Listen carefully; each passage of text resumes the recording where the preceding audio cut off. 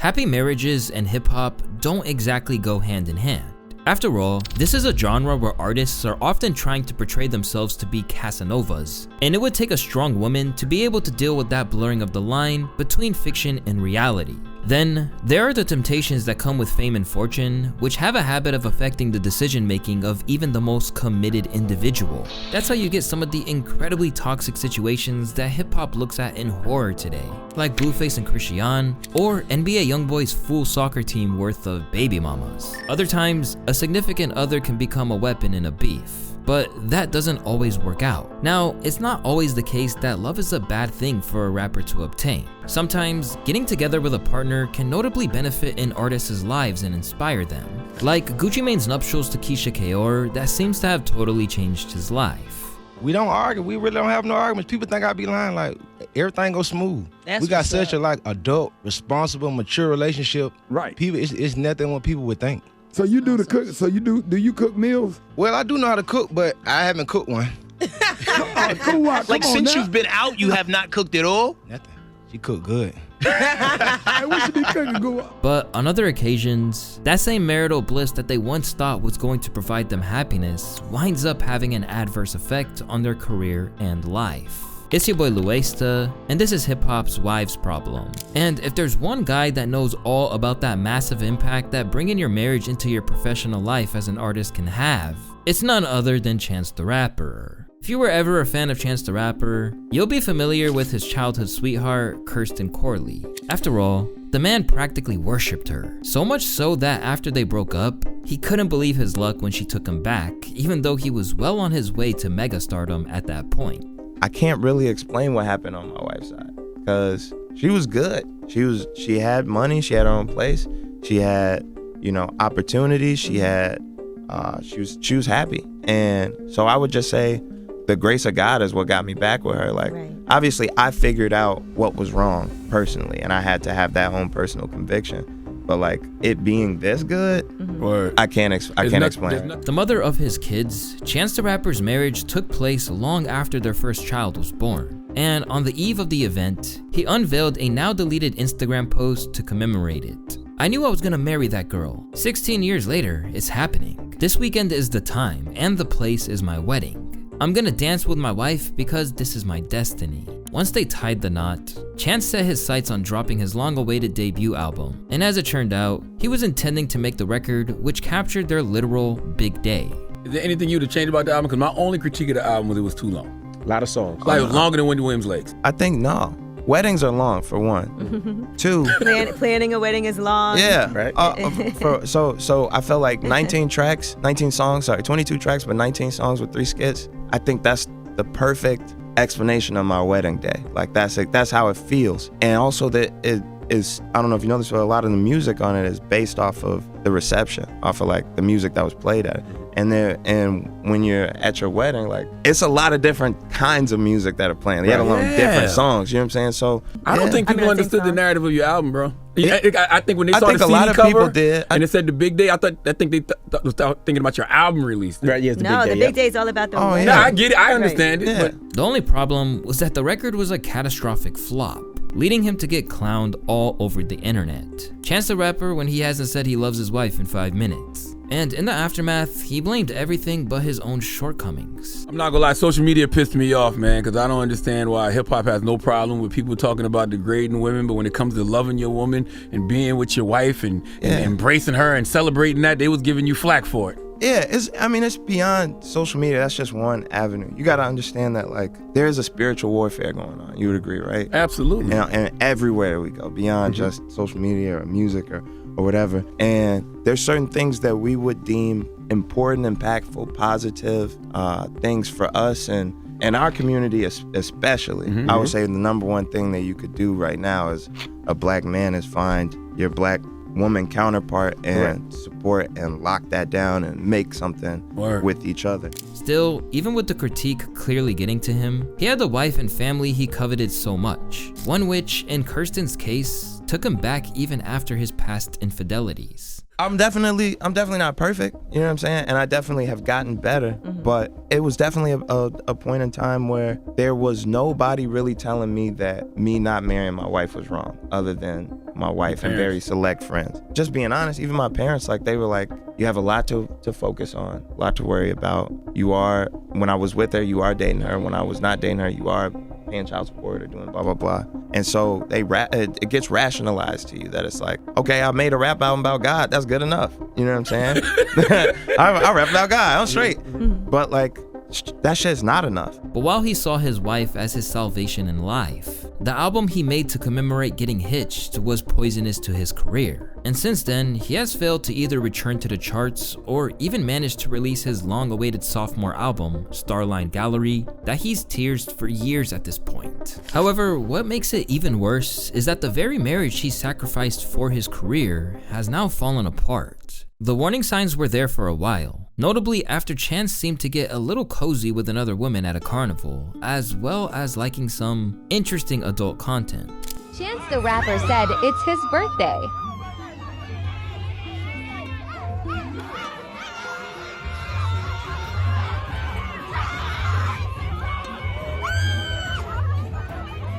But then, in late 2024, the bomb dropped that Chance and Kirsten were going their separate ways. After a period of separations, the two of us have arrived at the decision to part ways. We came to this amicably, and with gratitude for the time we spent together. We kindly ask for privacy and respect as we navigate this transition. Thank you. For fans of his, the news that he was parting ways with Kirsten Corley after being childhood sweethearts was shocking. But it was clear that it was inevitable, as once things went to court, the filing stated that their relationship was irretrievably broken, with Corley acknowledging in court papers that the two have been living apart for more than 6 months. Corley, who reviewed and approved the settlement, described the terms as fair and equitable resolution. In the aftermath, they revealed they committed to co-parenting, but it had left his career in tatters all the same. Now, a monthly listenership that once reached a peak of 16 million is now cut in half. And while Starline Gallery seems to be edging closer, there's no guarantee that it'll get the listenership it once would've.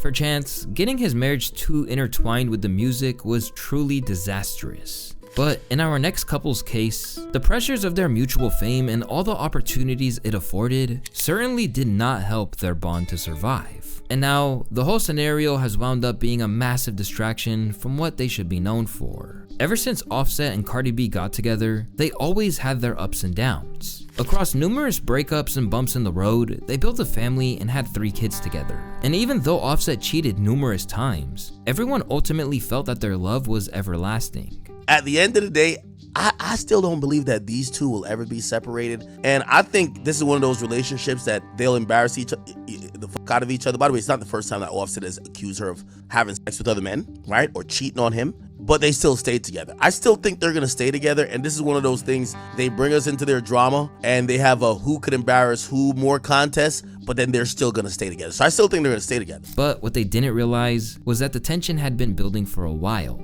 and Cardi was not about to sit back and let the deception continue. I really don't like doing the internet shit. I really, really don't like doing the internet shit. Cause you will fucking talk to a nigga and a motherfucker will play in your fucking face and she'll be like, watch what I'm about to do. Watch what I'm about to say. Yo, this motherfucker really likes to play games with me when I'm at my most vulnerable time, when I'm not the most confident, because he knows I'm not an easy girl. Yesterday, I could have been out, I could have been chilling, I could have been this and that. He knows I'm in my house. He knows that I'm chilling. I really been sparing you. You've been fucking feeling yourself, you bitch ass, because of your bitch ass album and shit. And you really been fucking doing me dirty after so many fucking years that I motherfucking helped your ass. Not even a fucking thank you that I got for your bitch ass. In terms of a breaking point where the marriage not only imploded but detracted from their careers, the downfall all commenced in June of 2023 with one random, seemingly unprovoked post from Offset. Taking to IG, he declared, "My wife fucked another man on me, gang. Y'all know how I come." Immediately, Cardi completely refuted these claims, with Set even admitting that he made it all up down the line. But he should have been careful for what he wished for, because eventually, it would become a reality for the former Migo. Despite getting pregnant by him for a third and likely final time, Cardi and Offset unfollowed each other on Instagram in December of 2023, prompting Cardi to say that she was leaving the dead weight behind in that year and not carrying it forward. So you got to get rid of that way. And when it comes to that way, it's just like that way I will be mentality, procrastination, laziness, and people. Because a lot of people are that way too. When it comes to people, we always want to protect their feelings. We always want to protect their image. Or how will life without me will be for them. That next year is going to be all about me. Big shoes are going to have to be filled. And some people are going to have to get the fuck out. And as things between her and Offset deteriorated behind the scenes, Cardi called them out publicly. When I tell you, narcissism is all-time high. And you know what's so crazy? I really be feeling like, do y'all even know what that word mean? You know what I find so crazy? That a nigga think that they could just buy a bitch. You know what I'm saying? I love me shit, but you can buy me no more, motherfucker.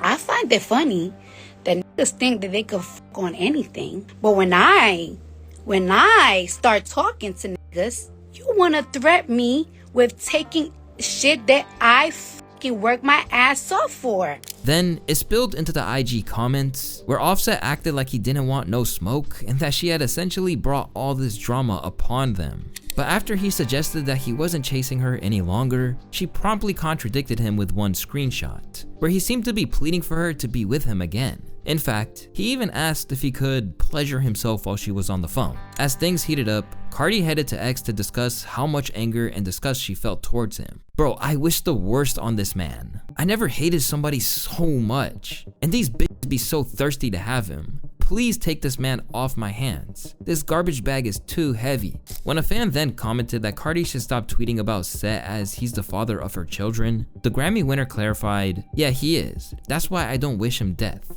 But I truly hate this dirty ass, narcissistic piece of shit. And his family and friends never check him. That's why he's always going to be a piece of shit person. It didn't stop there either, with Cardi launching another online rant that really twisted the knife. All weekend, you was blowing on my phone. I blocked you. You trying to show me, trying to get me mad, like, oh, no, oh, let me show you the bitches I'm fucking, let me show you the bitches in my DM. I'm gonna hurt her feelings. I don't care. You're fucking lame. In a vicious shot at him, she even suggested that he didn't have what it took to handle her. I'm too much woman for you. You know what I'm saying? I'm too much of a boss bitch for you. And I've always been too good for you. I've been too good for you. I've been too good for anything that is associated to you. So you gotta fuck other bitches to make yourself feel better. Because I make you feel so low about yourself. Because I don't make you feel like you're that nigga in this home. So that's what you gotta do. So you out here trying to hurt my feelings because you fucking the next. I don't give a fuck. Thank you for my kids though. All three of them. I don't regret none of them. But I regret you. I don't regret them. Not none of them. But fuck you. I'm too good for you. I always been too good for you. You know I'm too good for you, nigga. In response, Offset simply informed her that she was playing with fire. I could get on here and make you look like the fool you is. I'm about to bomb blow all this shit up. But while the internet ate up all this drama, it's important to note that there were innocent parties swept up in all this mudslinging, namely their kids. As a result, the two had to briefly band together to ensure that child services didn't wind up intervening and taking the children from them. Since then, the public mudslinging took a little bit of a backseat, but the two have since tried to move on. Recently, it was revealed that Cardi B and NFL star Stefon Diggs spent Valentine's Day together. Although they were probably trying to keep it low-key, the pair were spotted in a car together when they pulled over for the Bronx MC to look for something. And while most people saluted him for his game, people like academics have warned that it might cause problems for him given Offset's volatile nature. The next time, like, you starting to inch into the territory, some of these niggas will shoot you. Go all that ACL shit you got going on, they'll shoot you. So stop playing around, okay? You fucking too many bitches, and there's a lot of girls at the Texans games you can fuck. Sure enough, it was alleged that her ex-husband was allegedly in hot pursuit of Cardi and Stefon around New Orleans. And in typical fashion, the news that Set was still chasing her around came just days after he fired shots at her in a series of deleted posts, declaring, "Had you last week, by the way, my new bitch batter." Stuck in a never-ending war with 3 kids in the middle, Offset and Cardi's situation is as toxic as they come. But sometimes, it doesn't have to be all-out war for a relationship to take its toll on your career. On other occasions, an imbalance in star power and issues with both individuals' career can be a real problem. When they first got together, Naomi, Osaka, and Cordae were seen as what certain areas of the internet would dub as couple goals, particularly because when they first linked up at a basketball game, they never even knew each other or that the other one was even vaguely famous. I feel like I saw a headline that you have a famous girlfriend. True? Maybe. It's a tennis player. Is it Naomi Osaka? Yes. Yeah, that's my girl. That's tight. With Cordae seen rooting for her at the sidelines of her tennis matches, the two were hurdled as an excellent example of what a healthy young couple could be. Where did we first meet and what did I think of you? We first met at the Clippers game, and what did you first think of me? Probably like, man, this is handsome. What is my biggest fear? I don't want to talk about your fears on camera. Okay. You know what I'm saying? That's top secret information. Okay. Naomi is a calm spirit. Cordae carries a wisdom about himself and is protective over her. I'm pulling for them. But while pursuing his own goals, Cordae didn't ever feel completely comfortable in her lane. I don't know if I ever told Naomi this or not, but I feel really out of place. Like, this was my first time being in an environment like that in my entire life, he said to GQ. My elementary school, middle school, high school was 99.9% black. Kids who look like me. It just felt really weird for me being in that space. That was my first tennis match ever. As for Naomi, she declared that she had her own adjustment period because he had a completely different work style than me. I started super early in the morning and then I end late afternoon. But I feel like for him, everything starts at night. So it was kind of hard to adjust to that in the beginning, but when I did, I felt completely comfortable. I wouldn't say there was a moment where I felt like he did when he went to the open or anything like that. However, this all seemed trivial, and in spite of them emanating from different worlds, it never seemed to be a problem. In fact, Naomi even playfully sunned him at her sport. Mr. Confident? Here we go.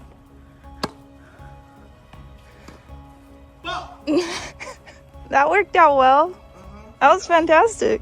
The fact that she's playing my mans with a phone in her hand is just another level of disrespect. Cordae might have lost the match, but he's winning in life. As for Cordae, he actually dropped occasional bars about her, rapping about her career, including, "My girl would forfeit a tennis match to meet my grandmama. Man, she's truly a keeper." And, "My girl a tennis star. You dudes out here marrying hoes." But even though they appeared to be the picture of happiness, there would be a professional strife for both of them. For Cordae, he's never been able to replicate the success of his Grammy-nominated debut album, The Lost Boy, with each project nudging him closer to an underground following, if it weren't for the cosigns of legends like Lil Wayne, J. Cole, and more. As for Naomi, her form has continued to slump. Since 2021, she hasn't been able to reach the same heights in her career. Then, in July of 2023, she stepped away from the spotlight after welcoming her first child, Shay, with Cordae. And with that, Naomi even considered retirement, claiming that she doesn't think she's the type of player that would hang around. I have a lot of respect for all the players on tour, but the point of my life that I'm at right now, if I'm not above a certain ranking, I don't see myself playing in a while. I'd rather spend time with my daughter if I'm not where I think I should be, and where I feel like I can be. All the while, they were dogged by breakup rumors that they always took in their stride. Us looking at the internet yesterday, but for Cordae, who was already dogged by fall-off rumors, he also had to deal with the notion that she was the breadwinner, which persisted whenever the situation came up. I just want someone that will watch the sunset with me. Oh, God. And she liked the tweet about walking away from those that don't value you. Wow, it was just such a great story of love. They was young. She's super successful. He started getting in his bag, really left the group, kind of had a clean, and she got the bag. And she got the bag, the big bag. I don't want to ignore the elephant in the bathroom. She has the big bag. You ain't supposed to fuck that up. You can't fuck that up. Maybe he did some fuck shit because I can't see him just willingly opting to get away from that type of love / bag. After so many near misses, the pair finally reached the end game. First off, Naomi teased it by suggesting that she was dissatisfied with where she was at in life. "I've come to the conclusion that what's meant for me is meant for me," she wrote. "And maybe certain situations occur to my mind for what's to come. Maybe there's bigger and better things on my path and I just have to continue the journey to encounter them." She ended her message with, "That being said, this is about to be a great year." Soon afterwards, she took to IG to publicly announce their breakup, declaring, "He's a great person and an awesome dad. Honestly, I'm really glad our paths crossed, because my daughter is my biggest blessing and I was able to grow a lot from our experiences together. For Cordae, this came on the heels of his latest album, The Crossroads, underperforming, forcing him to once again prove his place in the game. I saw one of those crazy YouTube videos, and it said why Cordae's career hit a crossroad. Album flops horrendously. Yeah. Do you feel well, you just said it, you feel you're at a crossroads, but do you feel like your album flopped? No, because like probability of that, it's like some boy in Indiana. Not that it's a race thing, but it's like the truth of the people that run those. Every artist in music, you could find something negative and nitpick at where like they lack of, where they lack in some department, you know what I'm saying? But no, because like I had other albums that didn't have like a strong first week, but again, my tour ended up doing super well. If you compare like a Cordae first week sales to like a Kendrick Lamar first week sales, of like, of course there's a discrepancy, but when it comes to like my actual peers that do the type of music that I do, there's like, it's all like a balance. It's there. We're all like doing the same comparative numbers, you know? And afterwards, his upcoming tour was cancelled, with many citing the pain of the breakup as why he decided to postpone it. Him and Naomi Osaka recently split. He cancelled the tour over his mental health. In Cordae's case, we see how the death of the same love which once seemed like it would last forever can be incredibly painful. But rather than lament over it, a headstrong guy like Cordae is sure to push forward and keep his life moving in a positive direction no matter what internal battle he faces. But being around my family definitely like, you know, helps that. Enjoying life experiences with my family helps fill that void, because I mean, being a generational curse breaker it's a lonely road, you know what I'm saying? It's not for the weak. Being famous or an artist with a platform, that shit is not for the weak. Like you said, somebody's always gonna have something to say. No matter what happens, you can be sure things won't spiral to the point where he's rapping about murderous fantasies. The same, however, can't be said for Eminem. As while his marital issues clearly never derailed his career and ascension to GOAT contender, it certainly exacerbated the issues in his personal life that meant that he nearly died before he could fulfill his potential or reap the rewards of a legendary run. If you've ever listened to Eminem for any prolonged period of time, you'll know the name Kim. Next to his mother Debbie, she's among the biggest antagonists in his lyrics. But long before he was penning songs about killing her, he was devoted to her. The pair met up in 1988 as teenagers at a house party and began an on-again, off-again relationship. And for Eminem, it was love at first sight. I'm standing on top of their coffee table with my shirt off with a Kangol on, mocking the words of LL Cool J's I'm Bad, and I turn around and she's at the door smoking. From there, she became a fixture in his life, even moving in with him and his mom for a while. Marshall arrived home from school with a tall, sulky blonde girl. Debbie wrote in her 2008 memoir, My Son Marshall, My Son Eminem. He introduced her as Kim Scott and said she needed a place to stay. I was happy to help out. As M's career took off, she remained by his side, and in June of 1999, the two got married for the first time. But less than a year or so later, things got a little rocky when the Marshall Mathers LP came out and featured his twisted ode to her on the song Kim. Initially written when the two were having issues surrounding their daughter Haley Jade, Eminem still kept the track about viciously murdering her on his album long after those problems were resolved. The prequels to 1997's 97 Bonnie and Clyde, Kim was horrified by the track and claimed it took a monumental toll on her. What made you cry? Just the lyrics and the fact that he is supposed to be the man that loves me and is supposed to protect me, you know, from being hurt. And here he is, completely and totally disrespecting me in the worst way possible in front of millions of people and in front of our kids, my family, my friends. And now it just makes me angry because of what everyone thinks of me and the fact that now I realize, you know, there must not have been much love there, you know, for him to do that. And I wasted so many years thinking there was. Eventually, things got really dark when he performed the infamous song Before Her Eyes at a show, with the scenario impacting her so much that she tried to unalive herself. I had went with my sister and some friends and had asked him before we went to the show if he was going to perform that song, and he said no. He said no because I know that you're going to be there and I wouldn't do that to you. And I was there in the middle section on the main floor, and sure enough, he decided to do that song and not only perform the song but use blow-up dolls to reenact like me being choked and just disrespectful things to the blow-up doll, and then threw the doll into the crowd. Like, for him to do that in front of thousands upon thousands of people, knowing that I'm out there and just watching everybody else sing the words and laughing, and I couldn't take it. I don't know. And I immediately left after that. You know, I got into a car accident on the way home. I was so upset. And I made it home, and I went upstairs in my bathroom and I slit my wrist and ended up in the hospital. And at the time, he was anything but sympathetic. You said you went into rehab and you were away from the kids. And at that point, where did the kids end up? How did the kids? The kids were with Marshall, and he had full custody. Yeah. His parenting draw you to him at all? No. Did his being responsible though while you were away make you admire him a little bit?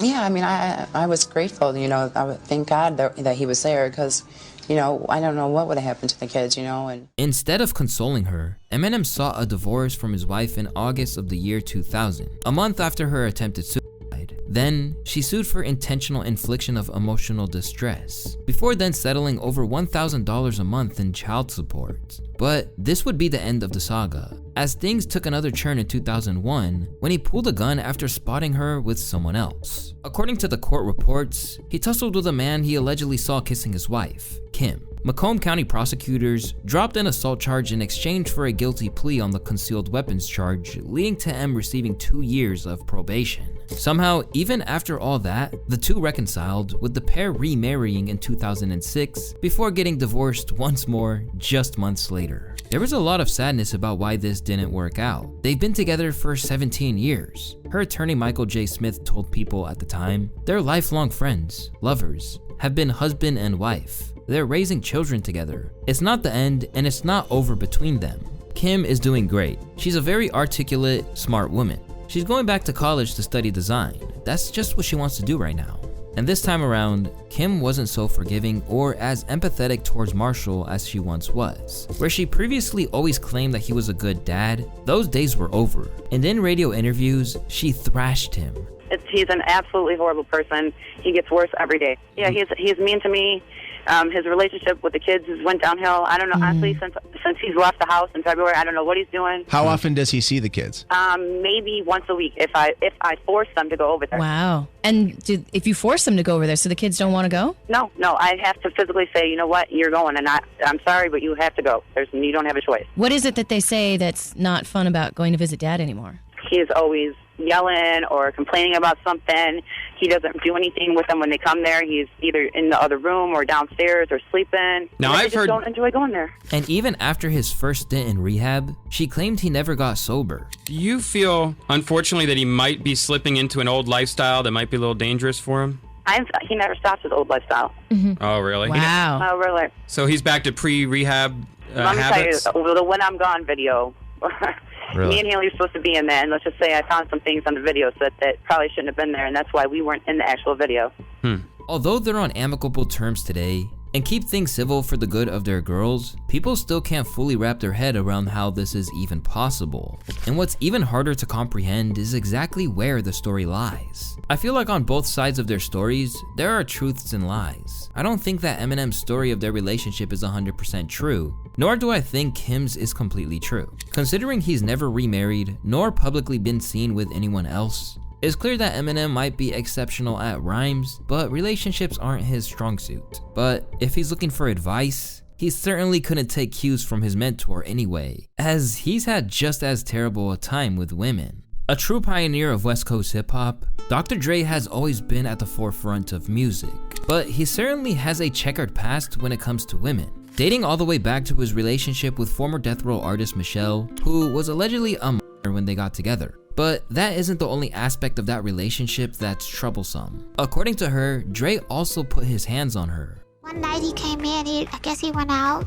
with Doc and yelling, and he came in drunk and just took off and sucked me in the ass. Honestly, couldn't tell you, we couldn't have had an argument or anything because I was just waking up to, I have no idea, but that was the first time. And woke up the next morning and I kid you not, didn't have a conversation about it at all.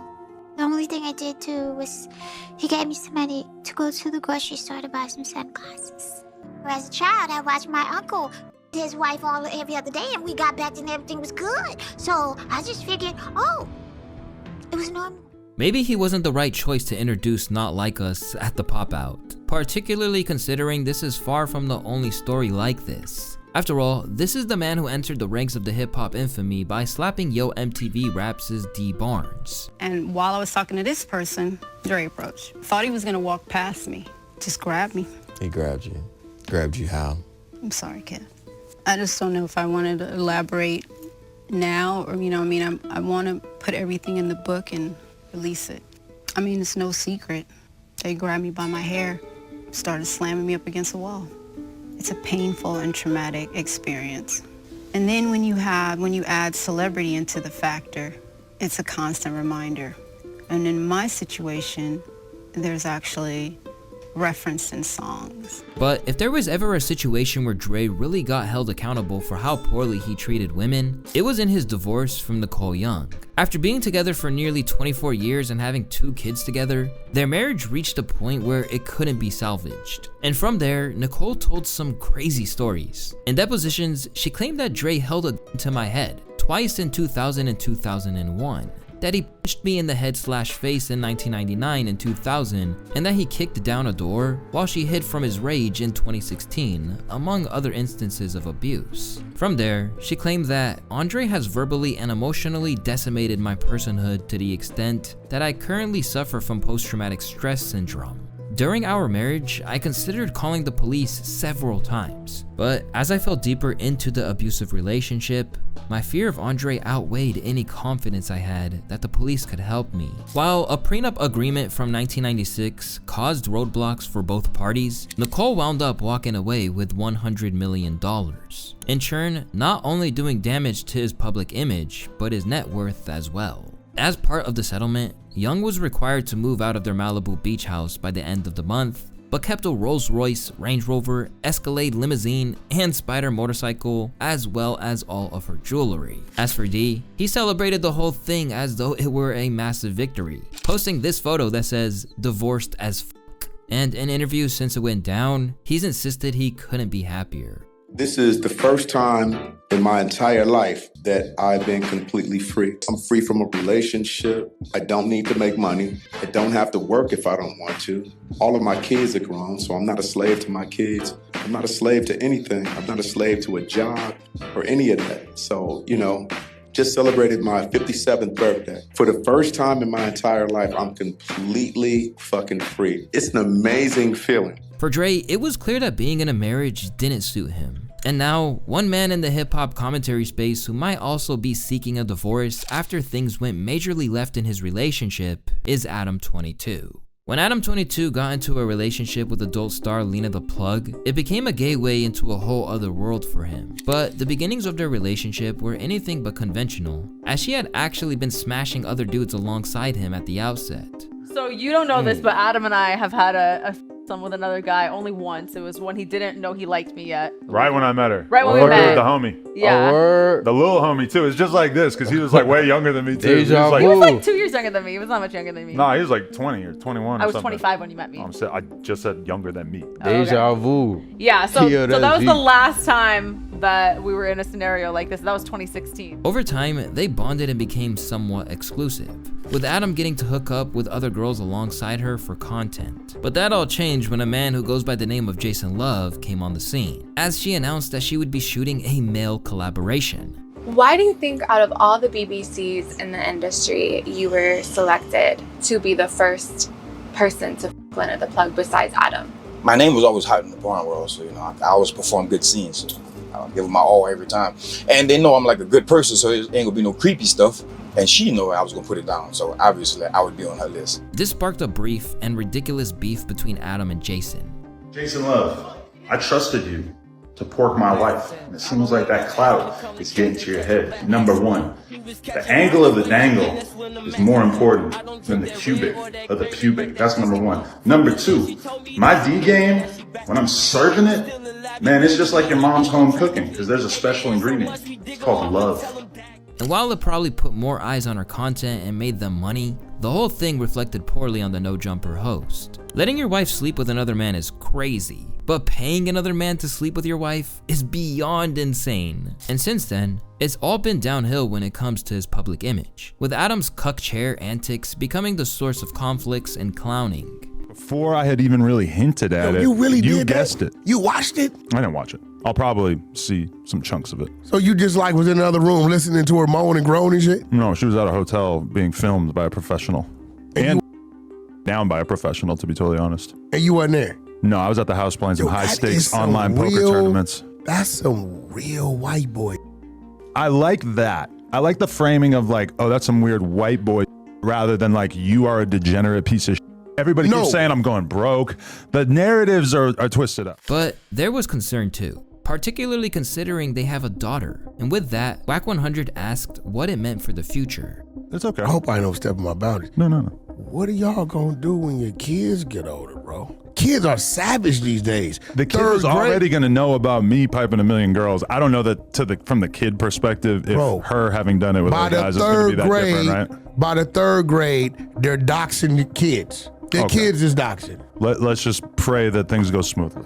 And yet, Adam acted like he was supremely unbothered by the whole thing, even though some people suspected he was far more rattled by it than he let on. Adam trying to cope while simultaneously creating dying inside with every passing minute, realizing he was already set with money like Crip Mac said, but still let another man of his kid and wife get piped down by another man right after they got married is literally the funniest thing ever. Still, Adam persevered. Before long, he got a reality TV show out of the concept name For the Love of Lena, in which the top prize was the opportunity to smash her.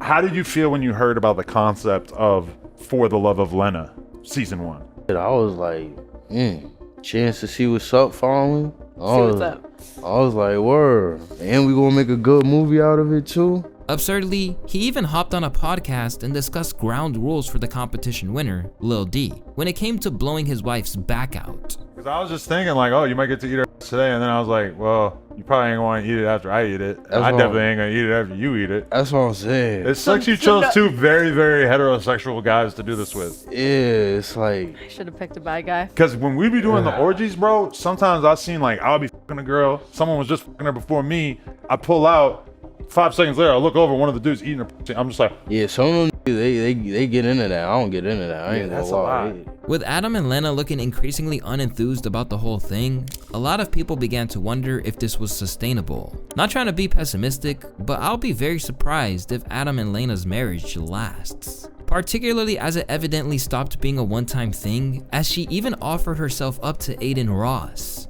You know, happy birthday. Thank you, man. Thank you. I already got permission on Lena's side. I was wondering if it's okay if I could have sex with Lena for my birthday. She said it was okay. He looks mad already. I don't know. I mean, I feel like she's only really like worked with the best in the business, myself obviously included in that. I would like you to do like a test run with somebody of less societal importance. Maybe we could like find some like random homeless person or something for you to like kind of show me what you're working with before I... Now that they've cheapened their marriage countless times, there's a sense that they seem to know it won't last forever. Just look at how they discussed their marriage's longevity on a recent podcast with Wack and his wife. I don't understand why everybody keeps calling me a cuck just because my wife banged another guy. There's probably a whole world of women who will never want to date me once we divorce because of my choices. I could picture her dating a much younger man, having, you know, a 25-year-old NLE Choppa type under her arm. Probably. You just broke up with me in the future? No, yes, I think I have an asexual future ahead of me. I think I'm going to become like a depressed tournament guy playing poker all day, yeah. Now robbed of any credibility he once had, Lena has got to the point where she's blatantly disrespecting him in public. You're so helpless, so I'm not gonna have you help me with something where I feel like it's gonna take me double. So he's like a big ass kid. I have very limited life skills. The other day, skills. it's like dating a 13-year-old boy because he's like, can I stay home and play video games? I don't want to come. And then if he does come, he's on his phone in the corner the whole time, and I'm like, put your phone away, Adam. Talk to people. You know. She does have to scold me to be more social You're around like her family. antisocial. For Adam, he clearly has no one to blame for the dissolution of his marriage but himself. But some people also feel that way about a true rap icon, albeit for vastly different reasons. Among ATL's most influential artists, Jeezy waited until he was deep in his 40s before he got married to the Real's Jeannie Mai. But from the outset, previous comments she made on TV had people thinking he'd made an errant decision. You dated black guys. Loved black guys, yeah. Yeah, I did. But for me, dark meat on the side, white keeps me mean and lean. You know, that's why I married white, man. That's what I like. Hold up. But rather than running away, Jeezy ran to the altar, with the pair getting married in 2021. And in the process, they had a kid named Monaco, and seemed intent on making the marriage work. until September of 2023 when Jeezy filed for divorce. In his opinion, he attempted everything, but it was evidently the end of the road. Did you go to therapy with her? Yeah.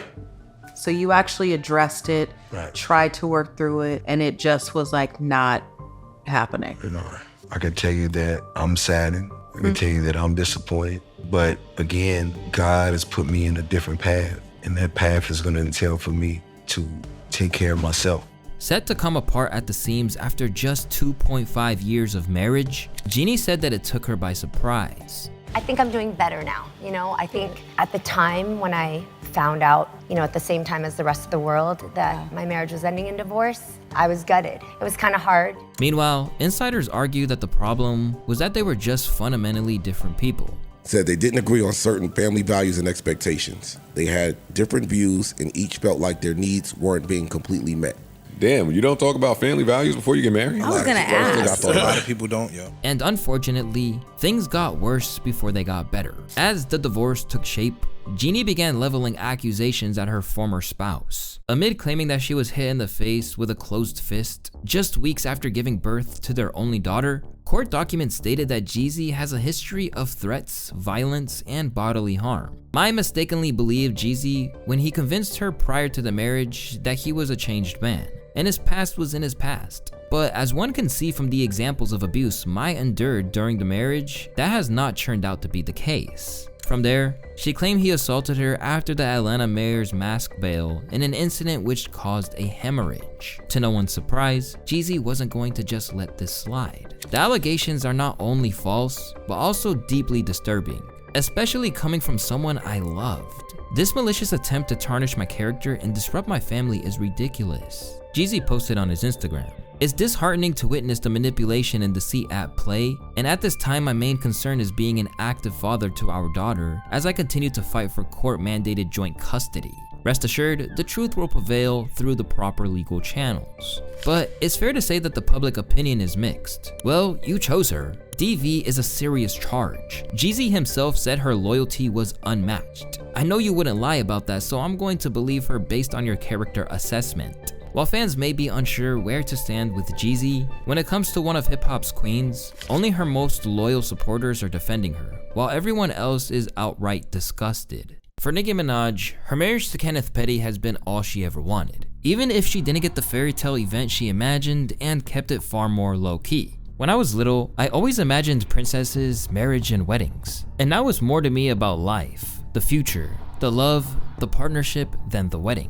Minaj told E.T. in 2019, "It's so strange cause I didn't expect myself to be one of those people who didn't care about the hoopla, but I really don't." In the years since linking up with him, Nicki has been nothing but complimentary of their bond. I didn't think it would be as refreshing and calming as it is. Even if you're not married, when you have someone that feels like your soulmate or someone who understands you, it just makes you feel like you're on top of the world. She even claimed that their unique connection kept her sane during the time that she carried their child. "Because I've known my husband for so long. There's an ease we have with each other," she tells the outlet. "We make each other laugh or silly, and we're always reminiscing about some old story. If it was a guy that I met as Nicki Minaj, I think it'd feel like they liked me because I'm Nicki Minaj. And what if I don't look like Nicki Minaj every day?" And that, combined with pregnancy, would probably have made me crazy. But while Nicki portrays their relationship as picture perfect, he has repeatedly been a major liability. Despite her unwavering support, he's a convicted sex offender who served 4 years in prison for the crime back in 1995. His victim, Jennifer Hugh, has spoken about the case multiple times. The two of you were in a relationship. Is any of that true? No, we never had no type of romantic anything. We never talked on the phone. We never hung out together. I just knew him from the neighborhood. At what point during the trial, it was reported that you tried to recant your accusations? What happened? Instead of me going home after that happened because I ran to school, I wasn't able to involve family members of what happened. The police had got involved right away, so they were pretty upset about the threats that, I better drop the charges. So the lady who raised me, she was much older. And to prevent fear from that house, I was forced to go to the courthouse on his court date. I wasn't supposed to be there. They had me hiding on the steps. They, meaning my family, had me on the stairwell waiting for his court to come up, and it just so happened that the district attorney took the steps that day. And as things progressed, Nicki's fans began to attack her for refusing to clear his name. She admitted that she was scared for her life. Nicki addressed fans who brought up Kenneth's attempted conviction by replying to them on social media, saying he was 15, she was 16, in a relationship. What are your thoughts about that? It was like reliving it again, because it was a lie. We both were 16. We were never in a relationship. I just felt woman to woman. I was wrong of her. You have 150 something million followers on. They all believed it. It hurt coming from another woman. I mean, just the girl thing, you know? Considering she already has a brother who is in jail for pedophile offenses, her support for him isn't a good look. And now, it's distracting from her legacy. I can't believe Nicki allowed herself to get mixed up in this man's bullshit. After serving a year of home detention in 2022 for failing to register as a sex offender, many, including Wendy Williams, felt that Nicki had damaged her reputation simply by standing by him. You should have never married him, because now you've ruined everything about what your brand could be. You're never gonna stand a chance when you're with a man who pulls a knife at point. A registered sex offender who wasn't even you're never going to stand a chance with John Q. Public, because there's only one thing worse than touching children and pulling knives, and that's murder.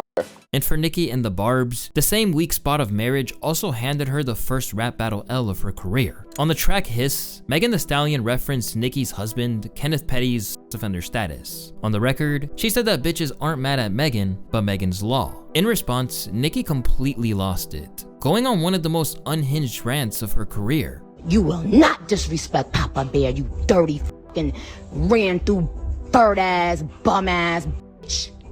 Broke. You broke, bitch. Tell them the truth, bitch.